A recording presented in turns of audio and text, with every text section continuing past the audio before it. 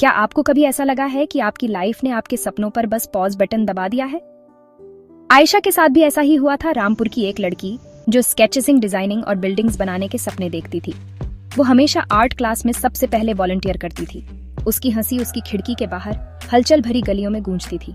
लेकिन फिर अचानक वो बीमार पड़ गई। ऐसा लगा जैसे किसी ने उसकी दुनिया के रंग फीके कर दिए हों। उसका कमरा छोटा लगने लगा।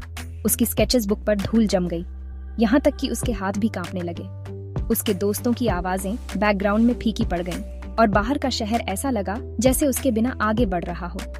फिर एक दिन उसकी दादी आईं। वो अपने साथ गर्माहट कहानियां और एक छोटी फीनिक्स चिड़िया लाईं। तुम जितना सोचती हो उससे ज्यादा स्ट्रांग हो। महीनों में यह पहली बार था जब आयशा को अपने अंदर थोड़ी चमक महसूस हुई। उसने छोटे से शुरुआत की, बस फिर से डूडलिंग करने लगी। हर लाइन कांपती हुई लेकिन ज्यादा बहादुर। उसकी दादी ने उसे पॉटरी क्लास के लिए प्रेरित किया। शुरुआत में आयशा के कटोरे गिर जाते थे, उसके मग लड़खड़ाते थे, लेकिन मिट्टी असली और जमीन से जुड़ी हुई लगती थी। खरोंच से नई चीजें बनाने में कुछ सुकून था। धीरे धीरे दिन ज्यादा ब्राइट होने लगे। उसका कमरा स्केच से भर गया और रंगों की छींटों से। पॉटरी के पीस उसकी अलमारियों में सजे थे। उसकी लाइफ में म्यूजिक फिर से बजने लगा।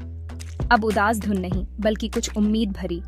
और फिर उसकी पहली एग्जीबिशन, लोग उसके काम के चारों ओर जमा हो गए, यूनिक शेप्स से आकर्षित रंगों से और सेरामिक्स में आर्किटेक्चर की गूंज से।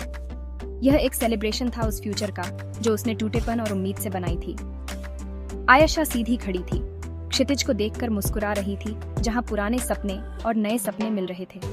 उसकी पॉटरी सिर्फ आर्ट नहीं थी, ये एक रिमाइंडर था कि गिरने के बाद जो रास्ता आपको मिलता है वह उस रास्ते से भी ज्यादा सुंदर होता है।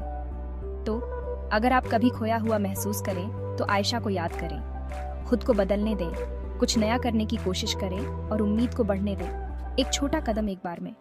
अगर आपको इंस्पायर्ड महसूस हुआ तो लाइक करें, ऐसे दोस्त के साथ शेयर करें जिसे यह सुनने की जरूरत है, और कभी ना भूलें, आपकी स्टोरी अभी खत्म नहीं हुई है।